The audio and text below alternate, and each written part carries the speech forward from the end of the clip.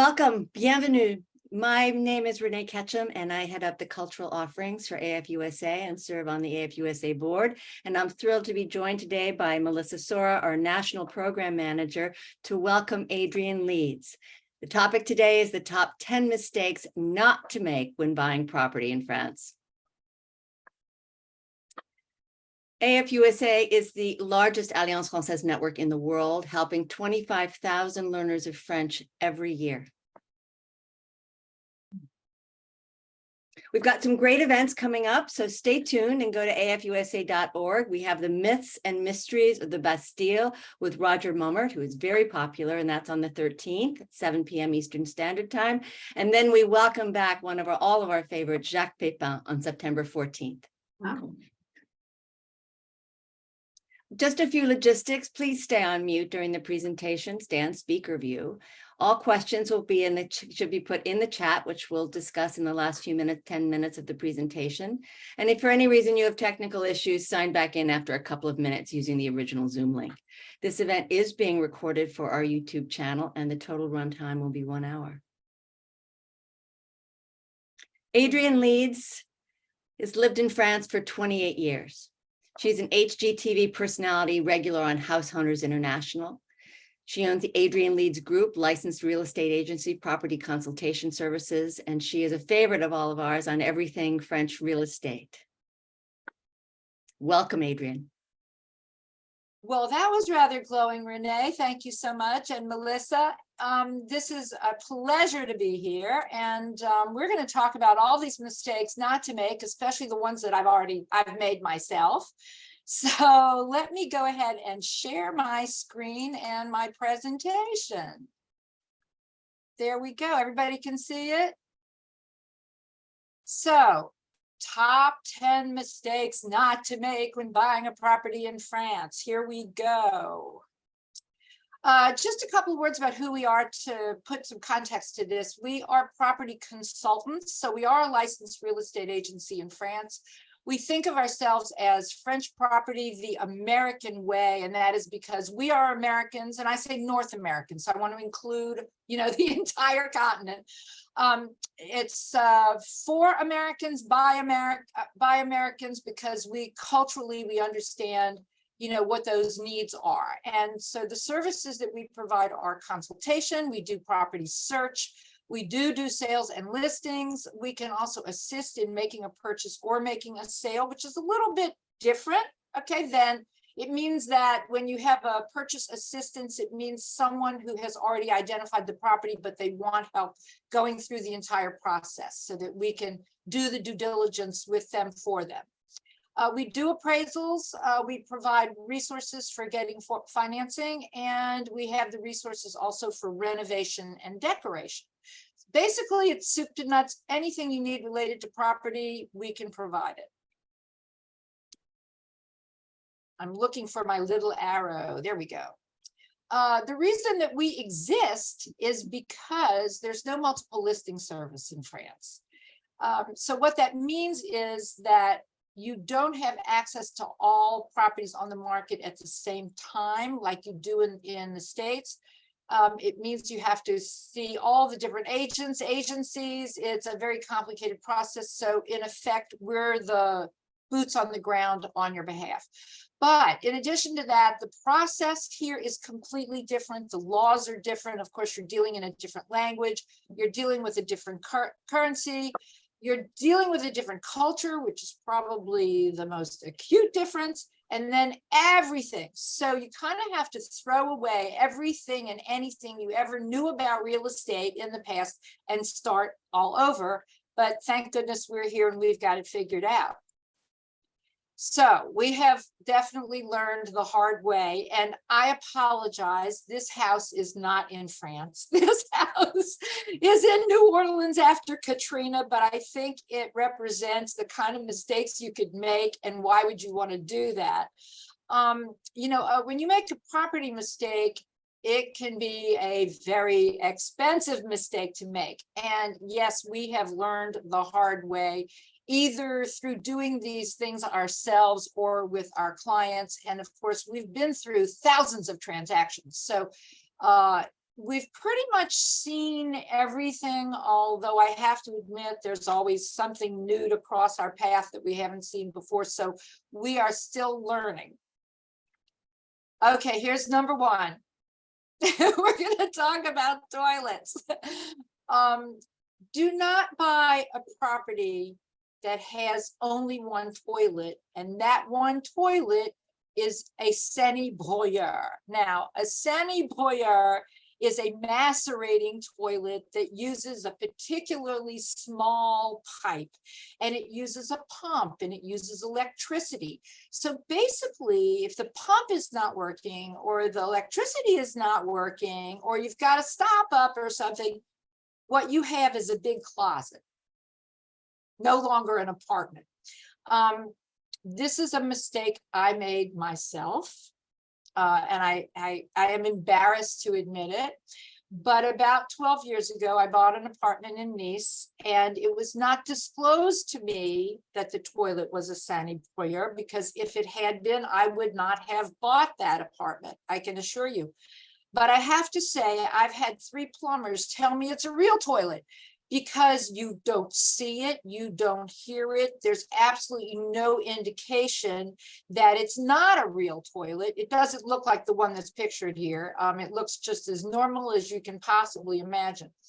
And it is illegal for the seller to not disclose it. So, and the short story is that I did sue the seller. It took 8 years. I did win the lawsuit. He was a marchand de biens, which is a developer. And because it was a company, he made sure that the company didn't exist. So by the time I won the lawsuit, I wasn't able to actually receive what was awarded me by the courts, which would enable me to fix the toilet or pay for my attorney's fees or any of that. I am now still battling this problem. And if you guys want to read some of my articles about it, I have plenty out there, because it's gotten more and more complicated as years have gone by. Just to tell a brief story, my neighbor downstairs is suing me to install a real toilet, but he has a lot of control in the building. It's a small building, and he will not give me permission to use the stairwell in order to plumb it so that it can go out the back into the sewage pipes. He wants me to use the floor of my next door neighbor, who won't allow me to go under their floor. And so now we're in this massive lawsuit among 3 neighbors, including the syndic. And as my lawyer said, we're going to let them duke it out, and then I get to be a spectator. And in the end, we'll figure out, the court, I guess, will decide whether it goes down the stairwell or under the floor, and I get to pay for all of it. But one way or another, I need to get a real toilet. So just don't make this mistake, okay? That's the bottom line. Make sure that your toilet, at least one toilet in your apartment, is a real one that uses large sewage pipes and is connected correctly. Okay, so we can stop talking about toilets, and we're going to now talk about money. A mistake a lot of people make is they open a French bank account, and then they think, okay, well, I'm going to buy this property, so I'm going to go ahead and transfer a whole lot of money into that French bank account because the rate of exchange is really good right now. But you don't want to do that.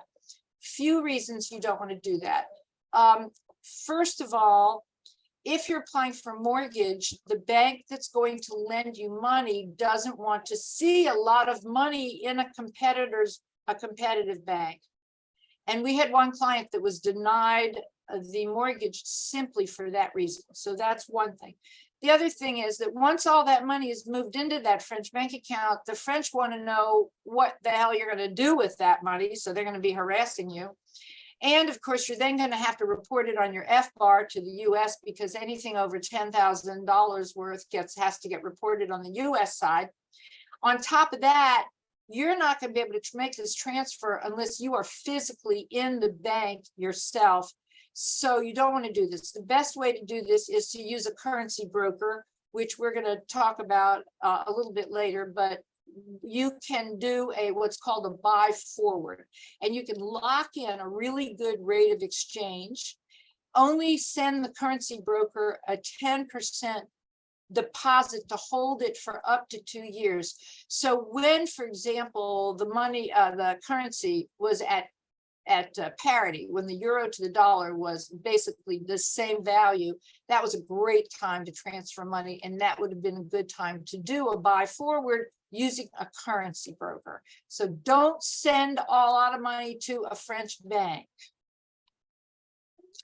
Okay, so this is where you don't want to use your commercial bank to transfer that money from dollars to euros, because the commercial banks build about 3% in what's known as the spread, the difference between the buy and the sell rate. The currency brokers, that's their business. That's what they do all day long. And they charge about 1% the spread. So why would you want to give your money to the bank when you don't have to? You might as well use a broker, save a bunch of money, and then also make use of all of their services. We have 3 brokers that we recommend. They're on our website at this link that's on this page. And when you do contact them, please let them know that we referred you. Okay, but this is a much better way of transferring money from dollars to euros. Adrian, I'm going to interrupt Yes. just briefly. I also put a link in the chat to the currency broker page on our website. Okay, thank you, Patty. That's Patty Sadowskis. Patty is my right arm, and she's going to be monitoring the questions, and so we may hear from her on occasion, and you can check the chat for some answers and also for some live links that you can use. Okay, this is another good one. You really don't want to necessarily believe what a seller's agent tells you. That's not to mean that they might not be honest people. It just means that they're protecting the seller's interests, not the buyer's interests, and they want to make the sale. So there are things that they're not going to necessarily tell you or point out. I'm going to give you a really good example, which happened just actually this past week.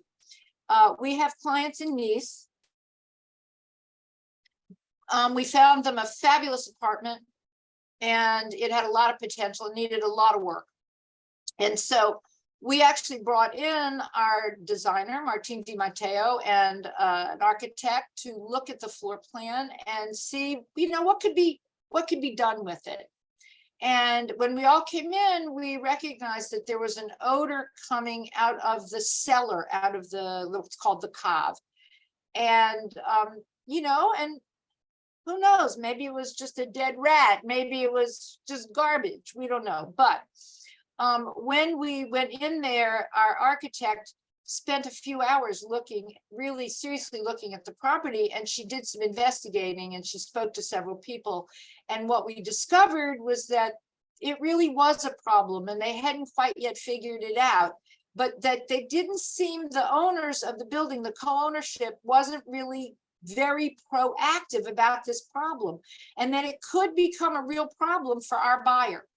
So we recommended, unfortunately, that they not buy in this building. Now, the seller's agent, of course, is never going to do that. They're never going to say, you know what, I don't think you should be buying my property. Let's face it. So you need to have someone protecting you, and that's what we do. And that's why I recommend that you don't necessarily believe what the seller's agent says. Okay, please don't buy a chateau. I beg of you, do not buy a chateau. It looks fabulous, it's sexy and wonderful, and it is a nightmare, not a dream. There are thousands of chateaux on sale in France for a reason. They are for sale at a bargain. There's another reason for that. Basically, when you buy a chateau, you're going to need a lot of money to renovate it and maintain it. And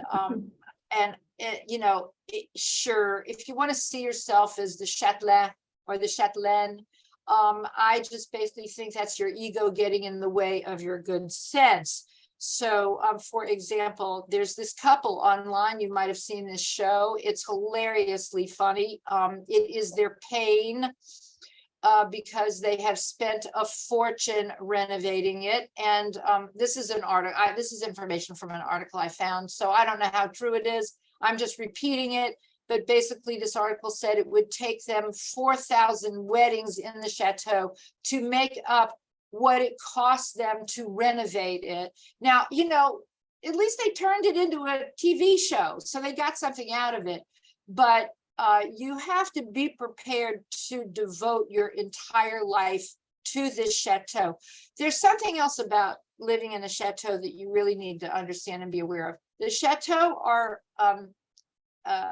you know, they're set in remote situations. So you are not walking to the corner to get your baguette. You are going to be in and out of a car all the time. So if you want to change your lifestyle from living in the suburbs where you're in and out of your car, and you want to be in a village or a town and really have everything at your toes, this is not the way to do it. You know, I think it's really a shame that France doesn't make this more palatable. And they do. France does actually have some benefits that they offer up to renovate, but it's really tax advantages and other things. But unfortunately, it's really not enough. And anyone who's ever purchased a chateau will tell you that their life then has become it, and everything they had saved is now put in that building. So don't buy a chateau. Okay, so don't buy a property in the wrong location. Location. I call it the Peter Mayle syndrome. And what that means for me is, you know, it looks really romantic, the little house in the countryside, and you do all this beautiful work to it, you know, and you have all this fun, just like Peter Mayle did, and you write a great book about it, and you become famous and all that stuff. But again, you're putting yourself in a remote situation. And you have to just understand that if you're living like that, you're not going to necessarily be taking advantage of what France really has to offer for you, which is a list of things. Now, this is my list, so maybe it's not yours, but these are the things that I think are important.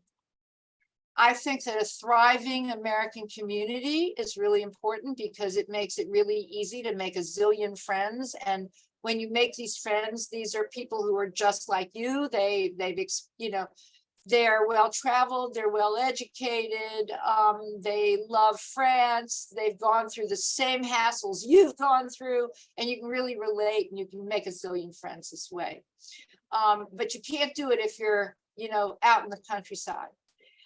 If you have fast and easy access to transportation, and what that means is an international airport or a good TGV hub and good local transport, that means that you can really take advantage, especially of your retirement. If you've got a lot of time, you can, you know, if you've got an international airport, you can get on a flight to Venice for the weekend for 70 euros round trip. But if you're out in the countryside, it's not going to be so easy to do that. So this is something that I think is really, you know, important. And let's not forget about climate. Where are you going to feel most comfortable? Do you like a warm climate? Do you like a cool climate? Do you want rain? Do you not want rain? Think about where it is that really is going to make you happy. Now, all of this has to do with whether you want to have an urban lifestyle or a rural lifestyle. And that means deciding whether you want to have apartment living or a village house, you know, or a house in the countryside. And do you want to own and operate a car? That means getting a French driving license. If you're in a state that has a reciprocal driving license situation, you can trade it in. But if not, you've got to go get a French driving license, which means, you know, going through driving school, spending a lot of money, taking the test. It's not easy. And you have to do that within the first year of you having your visa. So it poses a lot of, you know, responsibility on you. Cost of living, of course, is mainly the cost of housing is different in France. Everything else is pretty much the same. So the cost of living will help you determine whether you're going to rent or purchase. For a lot of people, access to good health care is really important, especially if you're my age, for example. You're going to want good health care. You're going to want access to hospitals. So you don't want to be in a medical desert. And that also is a reason not to be so far out in the countryside. Language level. I hope if you're watching an Alliance Française webinar that you are taking classes so that when you get here, you can speak a certain level of French, and you don't necessarily need to be in a big city where more people speak English, but maybe you're going to feel more comfortable if you are in an international situation. Then, of course, there's business opportunities for some people, maybe not for others, but cultural activities. So what's important for you? And that's really something that you have to take a good look at because if you're going to be in a small village town, are you going to have all the cultural activities that, at your toes that you would want? This is just, again, these are my thoughts, top towns or regions for North American expats who aren't so fluent in French and do wish to travel in Europe and the rest of the world. My top 5 are Paris, Nice, Provence, Lille, and Strasbourg. The reasons are Paris, of course, really offers absolutely everything, except it's very urban and it's expensive. Nice is urban, but not anywhere near as expensive. Property's half the price in Nice than it is in Paris. It has an international airport, which is very, very easy. You can get to it on a tramway that takes 20 minutes to the front door. It's fantastic. Provence can be fantastic, really a wonderful place to be. There is, of course, a lot of rural as well as village life in Provence. But you could be in a town like Aix. Aix is a wonderful town with a 30-minute ride to the Marseille International Airport, so it makes it really accessible. Lille is a very interesting town to me because it's very inexpensive. It's about 1/4 the price of Paris, believe it or not, in terms of property. But you've got TGV access to Paris, Brussels, London, and Amsterdam. Very fast, very easy, means you can really choose your international flights from there. You can go to London for the day and back again. It's fantastic. Or Paris or Brussels particularly. And the reason that I include Strasbourg is because at one time Strasbourg was the seat of the EU, and therefore it's a very international place. So it has a fairly large North American community. And so these are my personal top 5 places in France to live as North American expats. Okay, so don't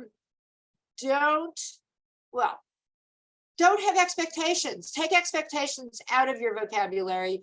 Use the word hopes instead, but you certainly cannot expect to see a lot of properties in France in a short amount of time. There are no lock boxes. As I said before, one agent doesn't have access to all properties. You have to set up the visits. It means making a rendezvous with the agent or the owner. They don't do this nights and weekends. They don't do it during the toughest months of July and August when everybody's on vacation or over Christmas. So when we do a search, we need about a week in advance to do the search, to set up the visits. You really need the time. So you cannot expect to see a lot of properties in a short amount of time. I think that it certainly is reasonable to see 2 or 3 or 4 properties in a day, but only with an advance, at least a week in advance to set this up, minimum. Don't underestimate the time it takes to renovate or the cost. And we have a joke, 3 times the price, 3 times the time. Okay, it's a little bit of a joke, but basically, it almost always takes more time because there's almost always surprises. And it almost always costs more than you think it's going to cost. Sometimes because of those surprises, but more often than not, because when you're into it, you think, might as well do it right the first time around. Why put down an inexpensive parquet floor when you can have a better, higher quality parquet floor that's going to last you the rest of your life or the rest of the life of the apartment? So be prepared. We find that renovation can cost anywhere from about 2,000, 2,500 euros per square meter and up. I have personally never spent less than 3,000 euros a square meter. And I had one property, this property that you're looking at, we spent 7,000 euros a square meter on. That was because we took down every single wall and left nothing, almost nothing to from the, you know, that was there to begin with. It was everything brand new, and we put in the best of everything. So be prepared for that. So when you think about your budget, you don't want to not leave enough money for renovation. There's always something you want to do. And not only that, but you know, bathrooms and kitchens are where all the money is. The wall, taking a wall down is not a big deal. But you touch a bathroom, you're touching everything. You can't be done independently. So be prepared for that, because once you hit the plumbing, you're going to be doing all the plumbing. Once you hit the electrical, you're doing all the electrical. Once you touch a floor, you're doing all the floors. It's pretty much that way. So expect it. Okay. Don't use the seller's notaire. If the seller uses your notaire, fine, but don't use the seller's notaire. You want to be protected by your own lawyer. They do share their commissions. It doesn't cost you a single penny to have someone protecting you. And of course, we provide these resources. These are the resources we trust. So you're not going to have any issues with that. But you just want to make sure that you're being protected. And you don't need a lawyer. You have a notaire, you have us. You don't need an extra person who just mucks up the works. Basically, a third opinion is not going to make it any better. We call it belt and suspenders. It just wastes time and money. You know, it's different if you want a tax advisor. That's different. But if you're hiring someone to manage this process, who you already have, you know, you already have us who are protecting you. You already have a notaire protecting you. You really don't need a third lawyer getting in the way. So I've seen this just make more of a mess than it's worth. But if you do need tax advice, which you could and should, especially when it comes to inheritance issues, we have those resources, and that makes perfect sense. But forget the belt and suspenders. Now, I've added 3 more things to my list. Number 11, plan ahead for inheritance taxes and those issues.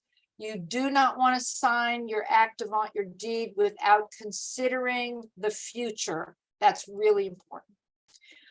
Number 12, don't expect any real estate to function in France the same way it does in the US or Canada. It's different.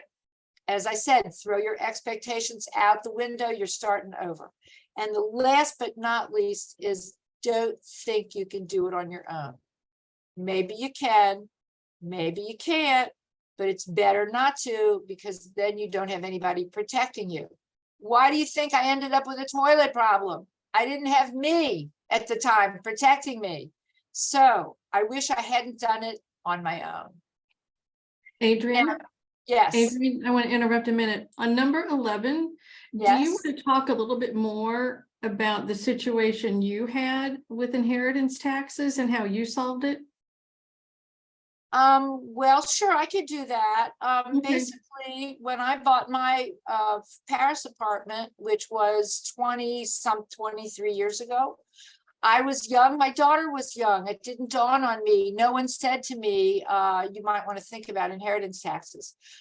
So what I recently did was transfer the title of my apartment to my daughter, keeping the usage, which is called the user fruit, so that it is basically mine for my own personal use until I die, but my daughter owns it now, so that when I die, it's hers free and clear, and there's no inheritance taxes to pay.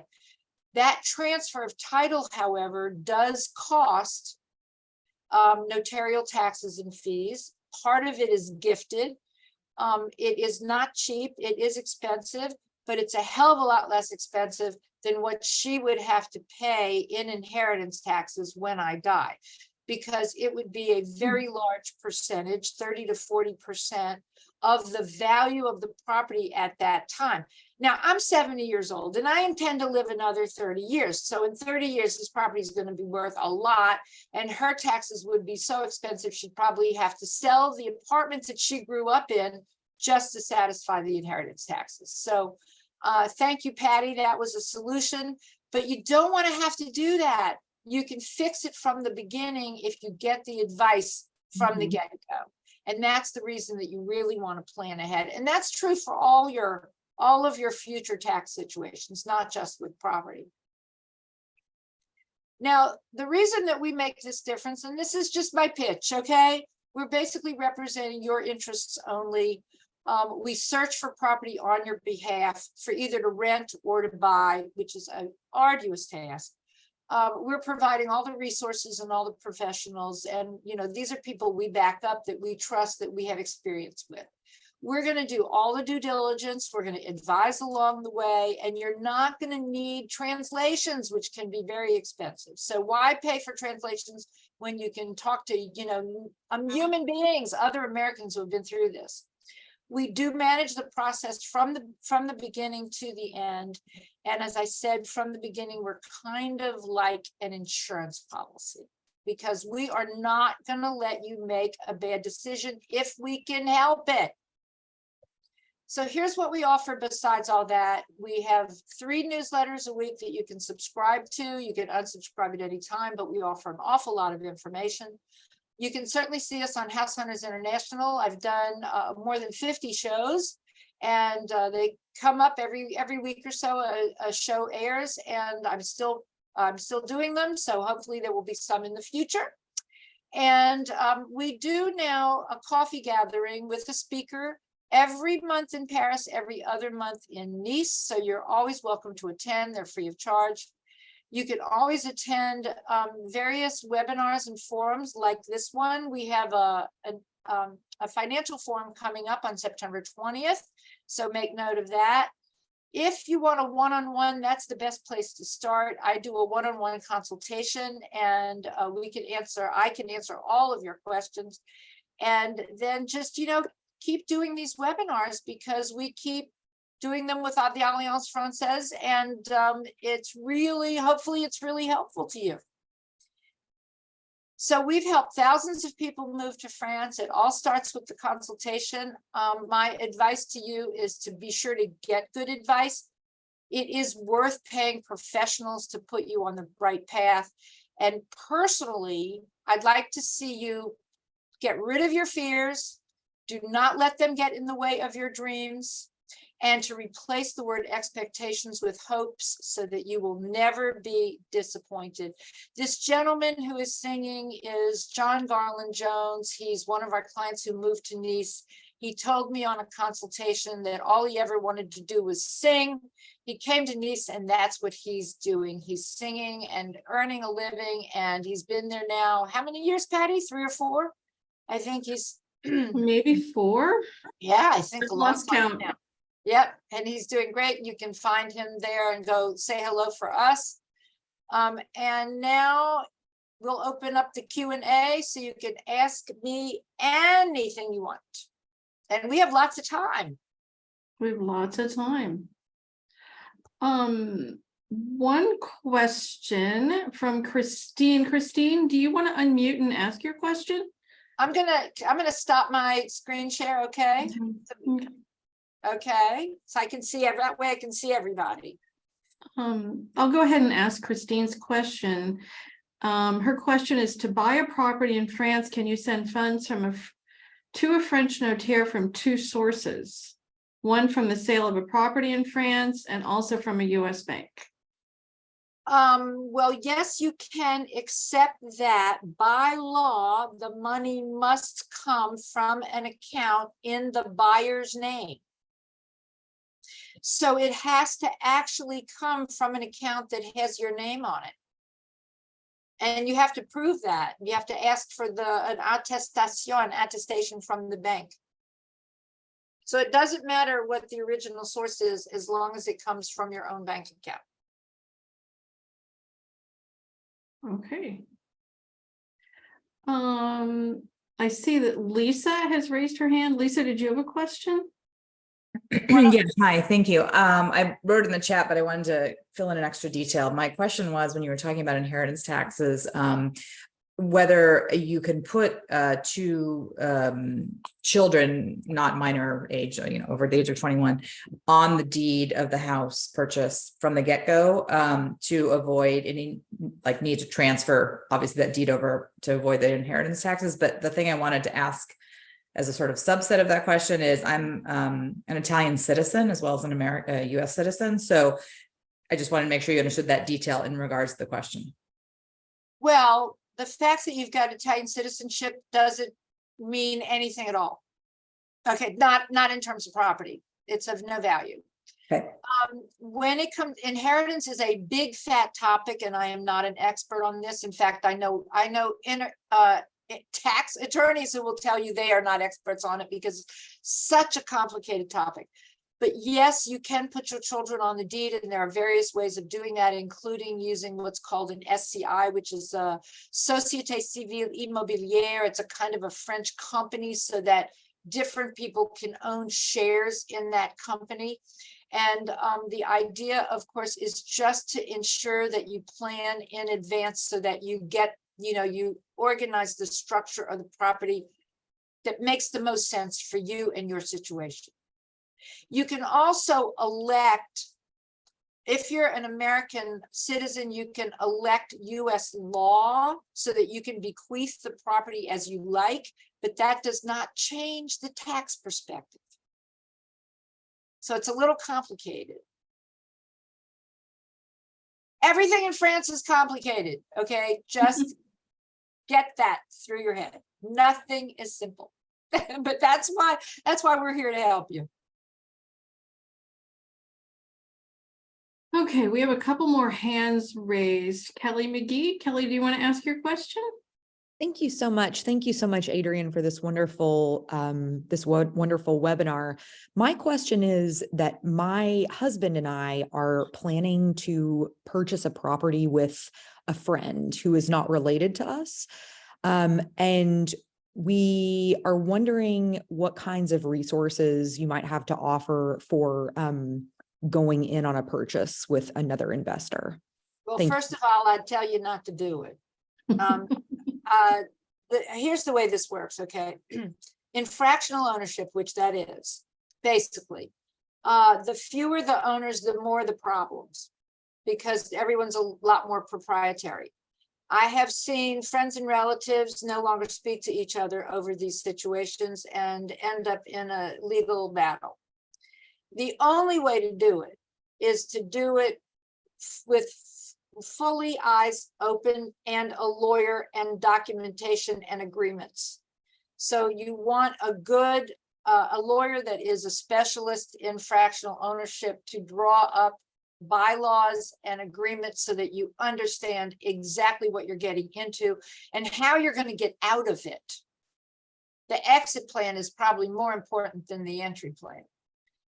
And so if you do this, just be very, very cautious and consider it a business deal, not a friendly handshake.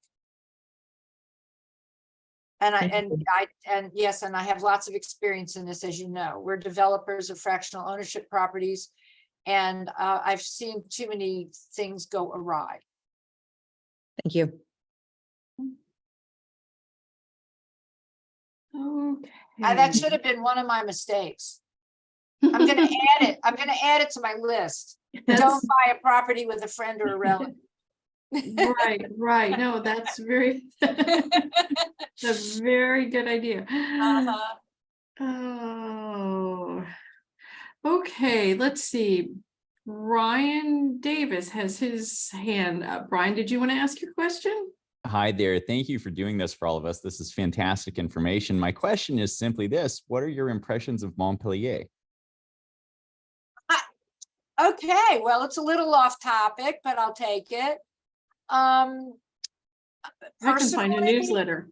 yeah, personally, this is me, okay, this is my personal opinion. Montpellier is very accessible because it's only a 3-hour ride from Paris. It's only a 20-minute drive to the sea, which is quite nice. So all of that seems hunky-dory.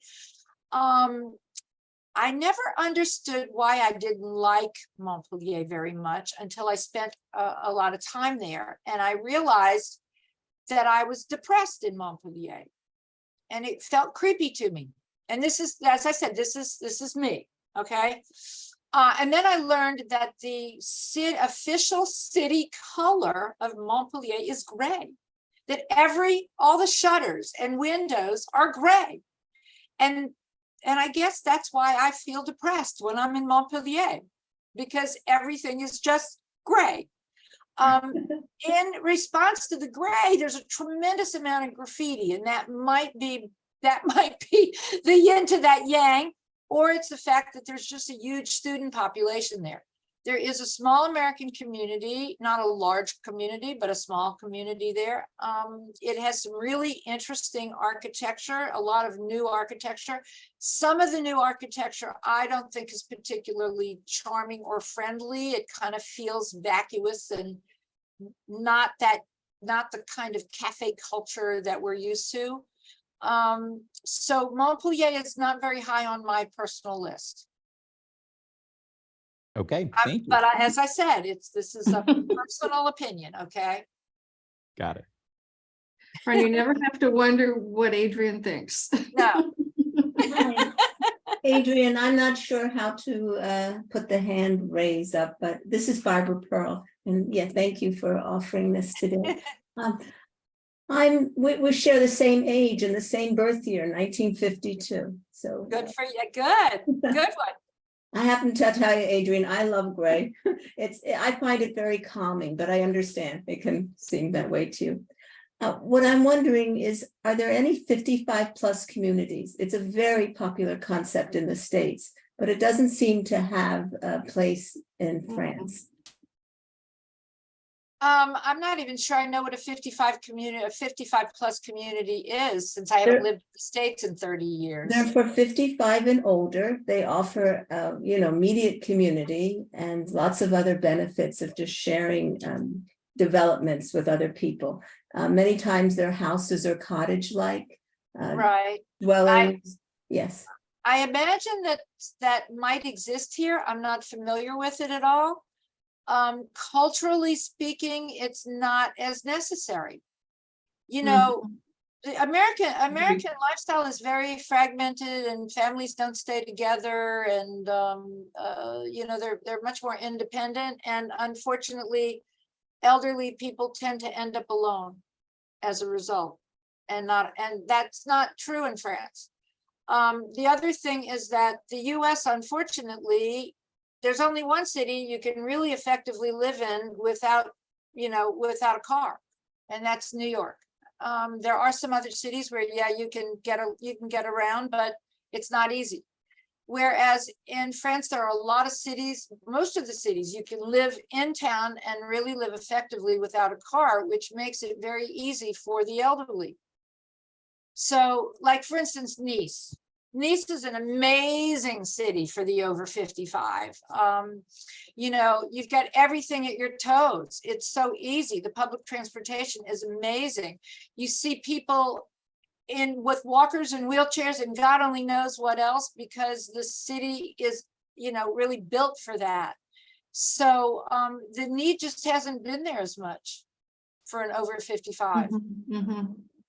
And wouldn't you rather be an over 55 surrounded by young people than an over 55 surrounded by old people who are just doing organ recitals all the time? I mean, not me. Well, traditionally, I don't want you to have that impression. Traditionally, in these 55 communities, they're extremely active. In fact, there's so many activities, it's challenging to keep up with it. There's clubhouse and, lots to choose from. I happen to be someone that doesn't have any family left. They all passed away. So that was my concern, being with others that would know I exist. So the 55 offers an immediate community. I understand perfectly. I tell you what, though, you land in Nice and you'll have an immediate community. Mhm. I mean, talk to Patty. Patty's living 100% in Nice. I'm there about 50% of the time. There is, it's really a city that's very walkable, very easy transportation wise. You can travel anywhere from there. There's a huge, older community there as a result. But you don't feel like you're in a geriatric place at all because it's also teeming with young people and there's so much going on. So I would not personally choose a 55 plus community. I'd rather have a city in France. What about Vincennes? Vincennes is a little bit, outside Paris. Vincennes is it? Yeah. I'm not sure I know where that is. How do you spell it? Vincennes. Vincennes. Vincennes. Well, Vincennes is just a suburb. That's easy. You're on the metro and you're in town. Vincennes would work very well. It's lovely, actually. It's quite nice. And you're on the 1 line, so it gets you into town easily. Uh-huh. Okay, we have some other questions. Okay. Regarding property inspections. Is it possible in France to have a property inspected by a licensed inspector you can really trust and really works for your interest? I can't believe we're getting that question because I just wrote, okay, it's coming in, it's happening, did I write it this past week or coming up? All about inspections, it's about the diagnostics. So it's coming up this week. It's going to be French Property Insider this coming week. Inspections are not done. What's done instead are diagnostics, which are provided by the seller. And you have the diagnostics to look at. You have 3 years of the meeting notes from the homeowner association assemblies, and you have the Règlement de Copropriété, which is the bylaws to look at in terms of doing the due diligence. But the diagnostics pretty much provide you with everything you need. You can hire an inspector if you want, but it's kind of belt and suspenders. It's not, unless, if you have a situation where you might think there's some structural issues in the building and it's not been addressed in the assemblies, then you might want to have an inspector come in. But normally that would show up in the diagnostics as well. Adrian, I'll add to that in France, you're buying property as is. It's not like the US where you're going to hire an inspector and ask the seller to make changes. There are a few situations where the seller must do that, and I've written all about it. And so be sure to read French Property Insider this coming Thursday. And we have a related question about energy audits. If an energy audit needs to be done due to a rating of F or G, does the buyer pay for it or must the seller pay for it? Okay, so the diagnostics are paid for by the seller. If the property has a low DPE rating, an energy rating, that is normal and typical because most of the properties do not have great ratings. And the diagnostics will explain what could be done to bring that rating up. And the buyer buys as is, as Patty said. So the buyer can choose to buy the property or not and do their own work to improve the DPE rating. The DPE rating, however, is only really significant if you're going to rent the property out. Because if you're not, if you're just going to live in it, then it doesn't matter what the DPE rating is.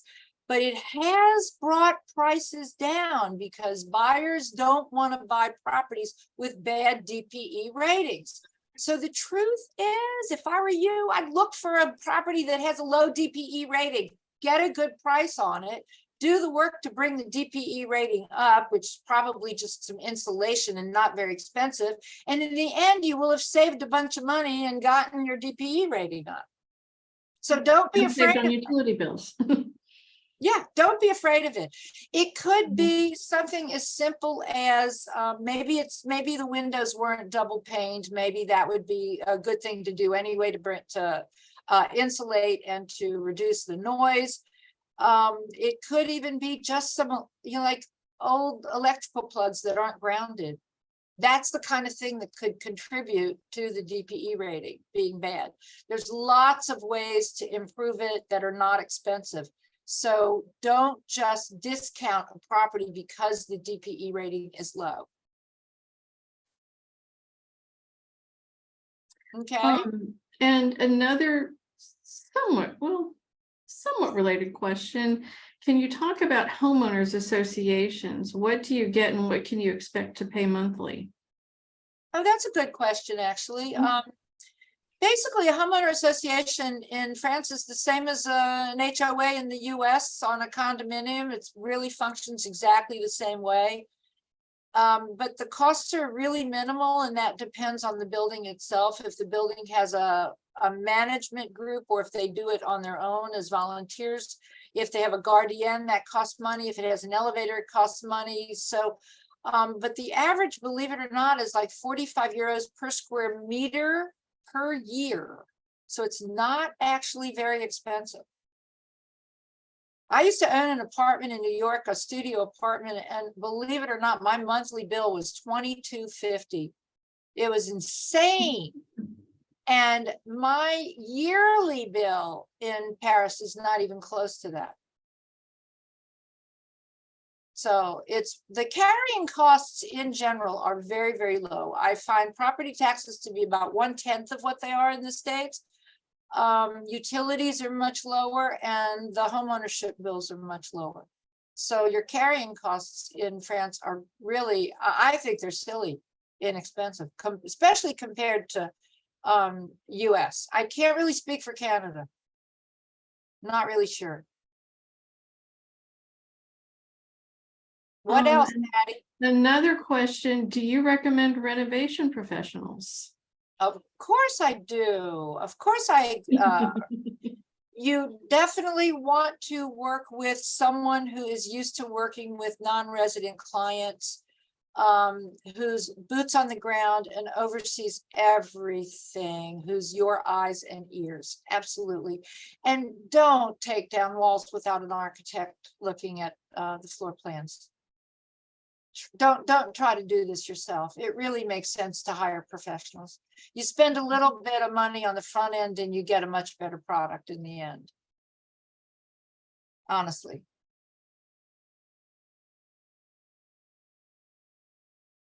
Okay. Hi, can you explain what you meant about don't send a large amount of money to a French bank? And as far as like they'll fee you or something of that nature. I'm not sure what I heard. And also, Yes. can you explain Social Security? Is France, do they tax you on your Social Security? Do you get it the same? Okay, these are two questions. So let me, first of all, a large sum of money, I guess that's whatever that means to you, but a lot of people will send several €100,000 into a French bank, and that is not a good idea. Even if you send €5,000, you might get a call from the bank that says, like, why are you sending that much money and what are you doing with it? Believe it or not, they watch everything, but you can't transfer that money without physically being in the bank to sign that over. So it's a bit complicated. So don't do that when you're buying a property. How do you The second, But having like a bank account there though, to be able to pay monthly bills, if you're having a certain amount of money, wouldn't that be acceptable? Oh, sure. You have to have a bank account. And if you're sending it from your personal account to the French account, it's no problem. It's not an issue. What I was talking about is large sums of money in order to make a purchase. That is just, you just don't want to do that. property You go purchase. straight to the notaire. It's just a lot easier. Okay.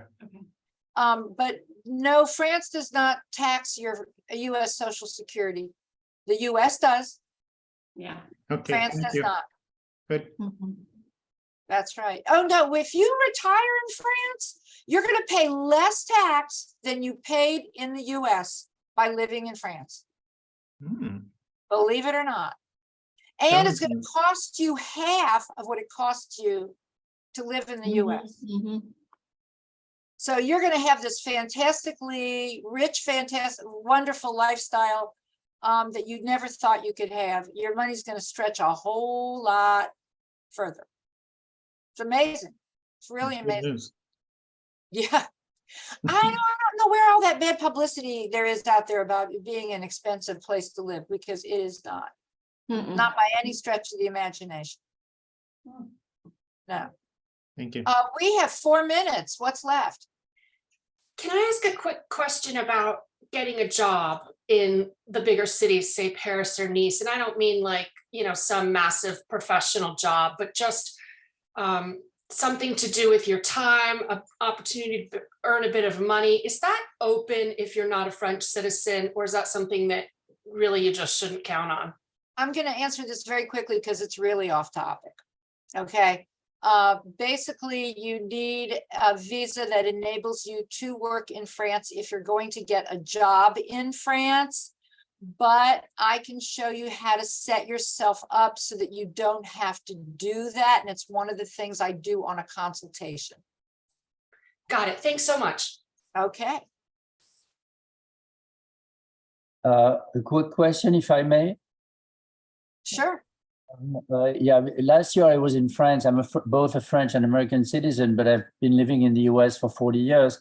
And I asked my bank, I've kept an account in France forever, what would be the conditions for a loan to buy real estate. And, the advance ratio would be very low, like 30%, 40% of the price of the property. I'm over 70. They told me no way, because No way, Jose. Nope. Not going to happen.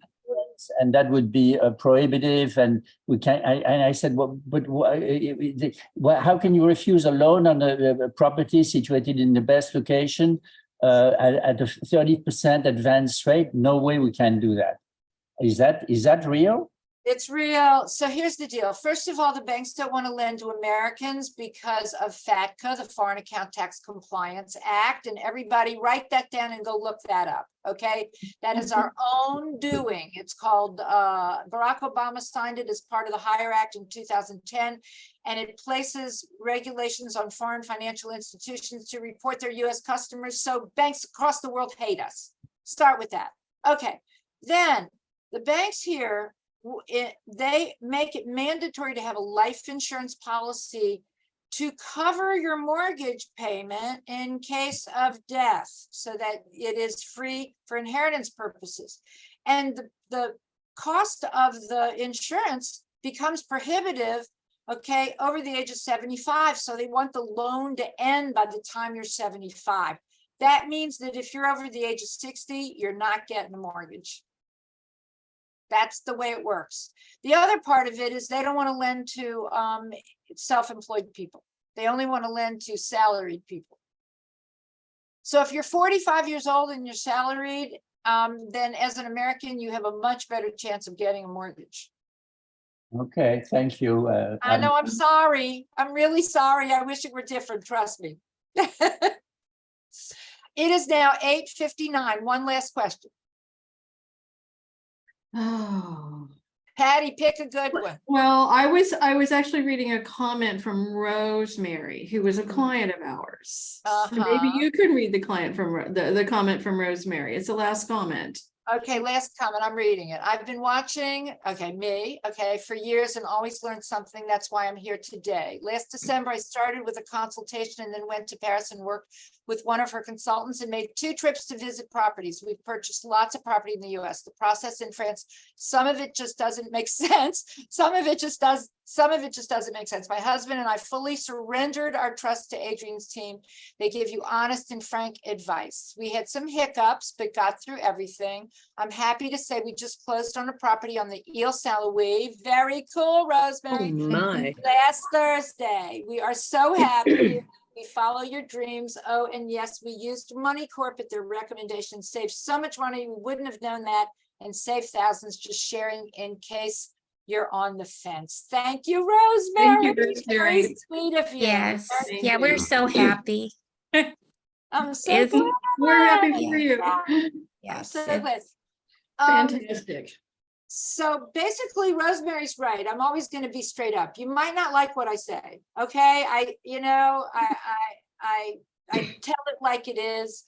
It is my opinion. You don't have to always agree with me, but you're going to get the honest answer, and then you do what you want with it.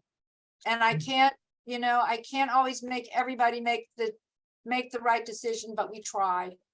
And that's as good as it gets. And I want to thank everybody for being here. Thank you so much. Don't make those crazy mistakes, at least not the ones I made. Thank you. Melissa, you want to say anything? Wrap this up? Oh, thank you everybody for coming today. It's been wonderful. We're glad that you were able to join us and learn so much from Adrian. Tune in next Thursday, the 13th, on the eve of Bastille Day, to hear Roger Memmert talk about myths and mysteries of the Bastille. Et merci beaucoup tout le monde. À Merci la à tous prochaine. et à toutes. Okay, thank you. Thank Bon you, weekend. everyone.